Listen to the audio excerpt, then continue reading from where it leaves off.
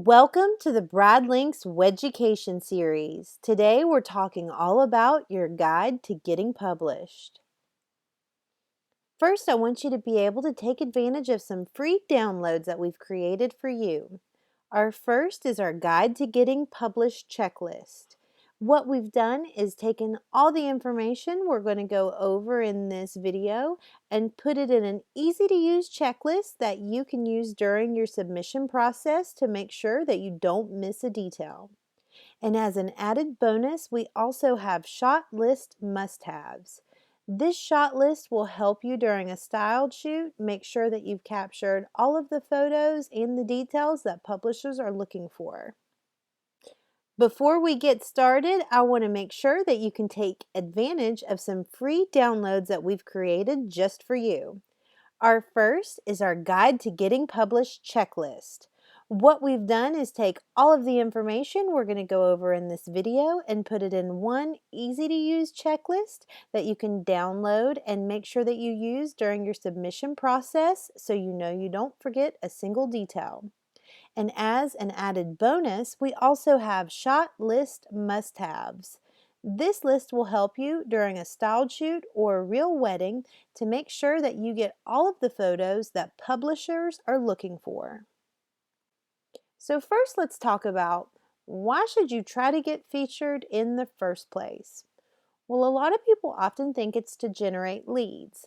And while that's true, it's definitely possible for a bride to see you on a website or blog in a feature, look your business up, and give you a call. But more likely than not, the reason you want to be featured is more about branding your business and increasing your SEO. First, we can talk about why you should try to get featured in the first place. Well, of course, a way that you can generate leads is to be featured in a publication such as a website, a blog, or a magazine. In this instance, you're hoping that a potential client will see your feature, love what they see, look your business up, and give you a call. But more than that, getting featured is about branding your business and, most importantly, increasing your SEO. And when it comes to increasing your SEO, the more you're featured, the more backlinks are generated that lead to your website. When you have a blog or a website that Google looks at as an authority or an expert in your industry that backlinks to your website, they look at that as a positive link, almost like an endorsement. And what that does is it makes your Google rankings go up. So the more backlinks you have from authoritative websites with a good Google ranking, the more your own Google ranking will increase. And ultimately, your goal with SEO is to land on the front page of Google so you can be found easily when a potential client is doing a search on the internet for a business like yours. Next, you're going to want to choose where you would like to submit. So when you're thinking about branding, this is especially important. So think about your target client, the look that you're going for, the style of the blog. So for example, if you don't want to do any budget weddings at all, you don't want any DIY brides at all, you definitely shouldn't submit to Budget Savvy Bride, for example. If you do a little bit of research, not only is your submission more likely to be accepted, but it's also more likely to actually benefit your business by being published. You want to also take a look at the size of the following or the audience that the blogger or magazine that you're submitting to has. So when we're talking about researching publishers, what that means is you want to know about the publisher's branding, the overall look of the website that you're submitting to, but also the size of the audience and the following that they have. And when we're talking about submission requests, you can look at different submission platforms to see what kind of styled shoots or real wedding photos a blog or magazine might be looking for. What I mean by submission platform There's two that are very well known in the wedding industry. One is Two Bright Lights, the other is called Matchology. These submission platforms are basically the liaison from people that have content they want to get published and publishers that want to publish content. So basically, a small wedding business and a wedding blog. Another place where you can find submission requests is on a publisher's website. So they might have an area for advertisers or for vendors and specifically put what they're looking for submission requests. These submission requests on either the platform or the publisher's own website can be overall general requests, such as a beach wedding in North Carolina, or they can be extremely specific. So it could be a same sex wedding in the mountains of Tennessee featuring purple and lavender details. Those publishers are saying, help me, I really want to publish something that looks exactly like this or something that fits this exact description. And so that's why we're saying to research submission requests, because if you're filling a need that already exists, it's more likely that your submission is going to be accepted. And the more likely and faster it can get accepted, the faster you can get published. So next, you want to choose how you will submit. So there's Two Bright Lights, there's Matchology, and there's also direct email, at least for the wedding industry. There's some other ways as well, but these are the ways that are most popular, and these are the ways that we recommend. So you can look on an individual publisher's website to see their submission process and their submission requirements. But the easiest way to do it is with a submission platform like either Two Bright Lights or Matchology. The reason being is they will help you submit to multiple publishers at the same time. And so Two Bright Lights and Matchology, they both kind of serve the same need. They're competitors. The other way to submit is via direct email, but you have to be careful with that because not all publishers will accept submissions directly from email. So as a perk for our BradLink members, they can email us directly with a link to a Dropbox folder of all of the photos that they have for a submission. They can either copy and paste or attach a submission write-up, email it directly to us at admin@thebradlink.com, and we'll accept that submission only from our BradLink members. Do not submit direct email unless you know a publisher will accept it that way. Otherwise, they might ignore your email altogether and you've wasted your time. Just so you know, Two Bright Lights offers a free account. You cannot be a submitter, but you can exist on Two Bright Lights. The reason why you want to exist on Two Bright Lights, even if you're not going to actively submit, is because somebody that worked on a photo shoot or a real wedding with you can submit on your behalf as long as they have a paid account.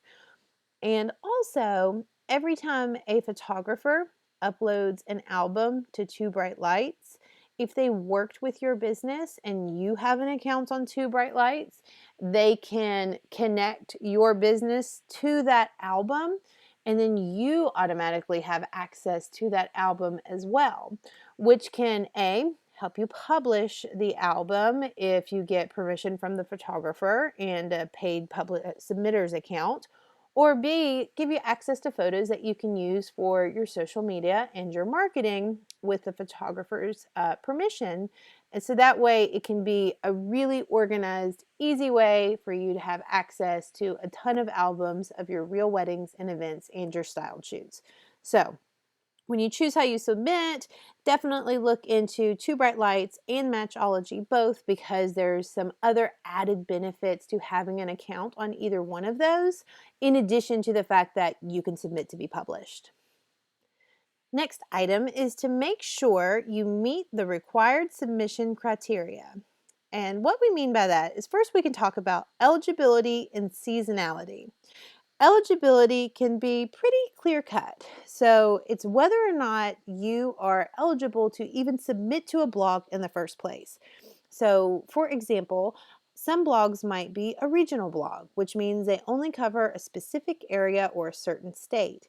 So let's say if there's a blog that covers coastal weddings in North Carolina, and you submit a wedding that's gorgeous but took place in Wisconsin, you weren't really eligible to be featured on that blog in the first place, and so that blog is going to get denied.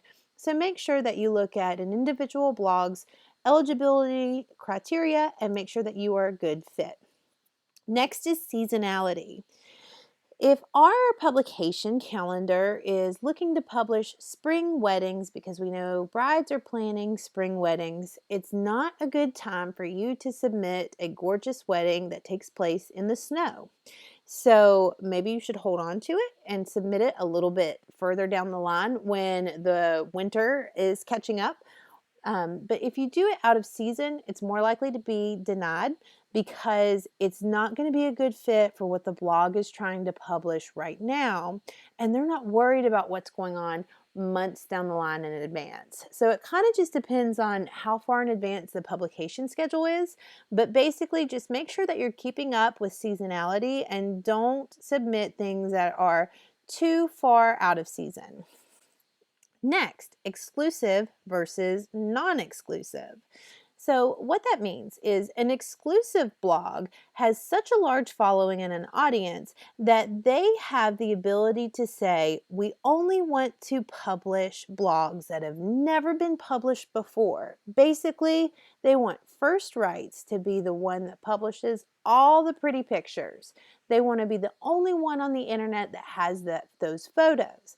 And so their exclusivity comes with bonuses for you, which is usually a larger audience and a stronger website. This is different than a non-exclusive blog. So a non-exclusive blog might be a smaller blog with a smaller following, or it might have been a blog that was just okay with publishing something that's been released on the internet before. So, for example, The Knot is a really big blog, but they're non-exclusive. So they will publish something that has been published previously on, let's say, Wedding Chicks, even though The Knot has a really big readership. It's non-exclusive. So it's something that it's kind of up to each individual blog whether they want to be exclusive or non-exclusive.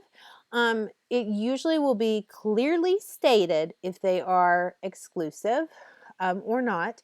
And you just need to know if it's exclusive, don't submit there if the photos have been published somewhere in the past.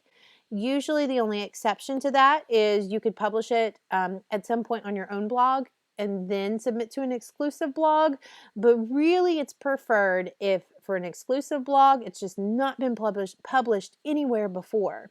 This includes Facebook, so it's okay to do a few photos, some sneak peeks and some teasers whenever you're doing a photo shoot or you're just getting the pictures back. What you don't want is to create an album of 200 individual photos and release the whole thing on Facebook before it even gets published. What I like to do is if it's been published in an exclusive blog, I like to wait a long period of time, maybe up to a year, 6 months at a minimum, and then you can submit again to non-exclusive blogs. So the exclusivity is not for life. An exclusive blog doesn't get sole dibs on it for the entire duration of those photos' existence on the internet, but they do get a solid 6 months, maybe up to a year, of being the only ones that publish that blog, unless it's on one of the participating vendors' websites. And then you can also publish to non-exclusive blogs 6 months to a year after it's been published exclusively. Next, how do they take submissions? So we kind of already talked about the submission platforms that are available. There's also direct email, but also how they want submissions. Like, do they want a Dropbox folder? Is it okay to send the gallery that you're using if you're a photographer, one of the gallery websites like SmugMug? For us at the Bradlink, we prefer Dropbox folder because it's just easier and faster for us, but we accept all different type of gallery websites. So you just want to make sure that you look and see how the publisher accepts submissions, how they kind of want to have it submitted. And if they have a preference, do it however they prefer, because If you're doing it how they prefer, you're making it easy for them. And I don't know about you, but when somebody makes something easy for me, I'm more likely to do it. So next, design a styled shoot around the publication requests. You also want to include extra marketing opportunities such as DIY, how-tos, or behind-the-scenes shots. You can also choose real weddings from your portfolio if they meet the publication request or the submission request, and they might be a good match. That's just a really, really lovely way to get published. I know everybody loves styled shoots, and I can understand why. Styled shoots are fantastic. They're great. But you know what's really great is to get paid to do a wedding and then also get a ton of publicity and free marketing off of it. So next, involve other industry professionals. What you want to do is make sure that you define each contributor's responsibilities clearly. You want to set dates for all meetings and the photo shoot itself in a way that makes sense for everybody's calendar. Schedule deliveries and on-site workers for the day of. This is important to make sure that one person doesn't get stuck picking everything up, setting everything up on site the day of, tearing everything down on site the day of, and then delivering everything back to the vendors. You also want to create a timeline for the day of to make sure that you stay on schedule so you don't lose light, so you don't lose models, so you don't lose details. And then also explain the sharing rules of exclusive blogs and set guidelines. So I just kind of went over exclusive versus non-exclusive. So you want to make sure that everybody that's involved really understands what you're doing when you're submitting. If you are submitting to an exclusive blog that they can't share, the whole gallery of photos until it's been published. And if there are teaser photos, what 5 photos are the teasers that everybody's going to share. So I really feel like if you start in the beginning and you really define everybody's roles and responsibilities and you set guidelines early, you're going to have the most successful styled shoot. Next is execute your photo shoot. So we recommend creating stations for an efficient flow. And what stations are is you basically have different areas or sections where you're going to be shooting certain things. So for example, if I'm going to try to reuse some of the detail items in a styled shoot, maybe I'll create one beautiful tablescape with a great centerpiece, and that's one of my stations. Then when the photographer and the model go to another station, which might be a vintage couch with a bouquet out in the middle of a field, I'm setting up the third station, which is using the same table we used in station number 1, but we're turning it into a feature with a cake table or a dessert display on it. And so when you work like that and you think like that, you're able to reuse some of those detail items, so it's not quite as expensive for you to be able to furnish everything for the styled shoot, but also it creates a really efficient flow. So the photographer's not standing there waiting on you to redecorate this table. They're out in the field with the model, getting some pictures, getting some work done while you are creating the third station. So constantly think about when you're planning for executing and planning the styled shoot, how you can create stations that make a really efficient flow for everybody involved. Next, pay attention to every detail.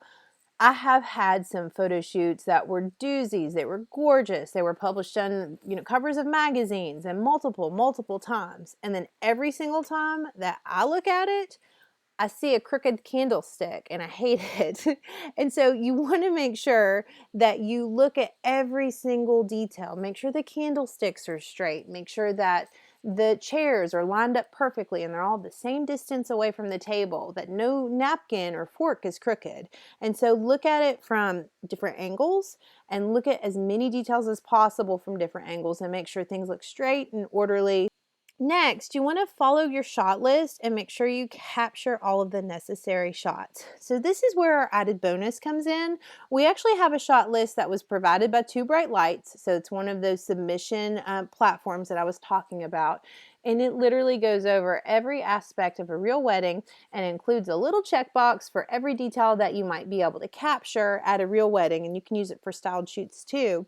And it was based off of what publishers said they were looking for. So make sure that you download the added bonus, because I think it's really going to be helpful to you to make sure that you get enough photos, and enough photos specifically of the details that publishers like. Include time for sneak peeks on social media. And so what I mean by that is when you're actually executing the photo shoot, so the day of the photo shoot, be really intentional and plan on what you're going to be showing on social media as far as sneak peeks. So are you going to set up your phone on a stop motion recording and they see like a fast action setup? So we have an empty field, and then all of a sudden, 90 seconds later in your video, there's the beautiful setup that you did. Are you going to show tiny little details of a tablescape, but not the whole thing, not the whole centerpiece? Are you going to show little details about your models, or maybe specifically the dress, and feature some of the vendors that you were working with? Just make sure that before you step on site the day of a photo shoot, you've got some ideas for your social media posts and that you did them with intention. You'll get so much more impact with your posts if you do it that way. And then also share teaser photos and share videos. Specifically, videos get tons of traction. But when you share the teaser photos and videos, I want you to make sure that you're tagging some of the other vendors that are involved with you in the photo shoot, because not only does that promote the other vendor as well, shows a connection between the two of you as well, but that also puts you in that vendor's social media feed in front of their followers. So next, you want to prepare your submission. When you're doing that, you first want to start by writing a submission copy. And this is easy. It's only got to be at least 350 words. If it's less than 350 words, I'm going to be honest, Google won't read it. If it's not at least 350 words, Google doesn't even bother to look for keywords within your submission copy. It doesn't bother to read it and index it, and so it's not going to be as powerful for SEO. So 350 words is a minimum. I'm going to be honest, Google would love to see like 1,500 or 2,000, but I don't even write that much. So at least 350 is good. At 500 is better. To get to that many words, you can ask for some verbiage from different vendors that are involved, because let's be honest, if you talk to a cake maker about all of the details of how they made a cake, everything that was included and all of the work and the love that they put into it, they're going to give you a lot more information and a lot more really good details than you would probably write yourself if you're not a cake baker, if you're a photographer and you don't even know what, certain types of icing are called. So asking other vendors for verbiage can really help you get that word count up, but it also helps you get really good content. So in your write-up, you want to mention each vendor at least once and include a hyperlink to their website. When I was talking about SEO and kind of how it works with backlinks, that hyperlink's really important. I like to put it within the body of the submissions that I write. And then I always put it at the end as well. So I'll do 2 hyperlinks to a vendor's website within every submission that I write. One is somewhere in the body describing the vendor's work, with a link to their website, and then the second one is just a vendor list at the bottom of the blog that has a hyperlink to everybody's website in that list. You want to include a gallery of photos. You want to make sure you have a minimum of 100 to 150 photos. I know that sounds like a lot. A blog will not publish 100 to or 150 of your photos in a gallery usually. They're going to choose some curated photos and choose their favorites, but you want to give them as many choices as possible. And if you're giving them less than 100, they're going to look at it as like it's a little bit lean on choices. You have a better chance of getting accepted if you choose a curated selection of your best shots. So this is optional, but if you have an awesome 20 pictures, just fantastic 20 pictures out of the 150, and you put those great 20 at the very top, then from a publisher's perspective, they're going to look at those awesome 20 pictures and be more enticed to accept it than if those 20 were scattered throughout an entire gallery of 150. So what you're just doing there is making it look as enticing as possible to accept your submission. You want to include your vendor list. That's a must. We want to make sure everybody gets credit. Of course, you have to have a photographer's outright permission to use their photos for submissions, but you want to include all of the vendors that were involved to make sure everybody gets credit as well. So that's going to include their name, their website, and their social media handles are especially important nowadays because a lot of these blogs are really active on social media and they want to be able to give credit and connect to the vendors on social media as well. You want to submit with an intro that explains the features of the shoot, or at least that you understand what the blog is about, that you've looked at it before, read it before, or that you care about the blog. So even if you're saying, hey, I've been checking your blog out recently. I love that you feature coastal weddings in North Carolina. Here's a beach wedding from North Carolina. I thought it would be a great fit for you. I mean, I'm talking 2 or 3 sentences here is fine, but something that shows that you at least care about the blog a little bit and that you're an active reader, it'll make that publisher be a little bit more inclined to open your submission, look at it, and ultimately accept it. Next is share your work. As soon as one of your submissions gets accepted, you're going to want to send an email notification to all vendors. Now, if you're using a submission platform such as 2Bright Lights, this usually will happen for you within the platform. If I'm doing a submission with vendors I've worked with, I like to go ahead and send another email telling them it's been accepted. One is the auto responder from the submission platform. That email might actually end up in junk mail. More likely than not, my direct email probably won't end up in junk mail.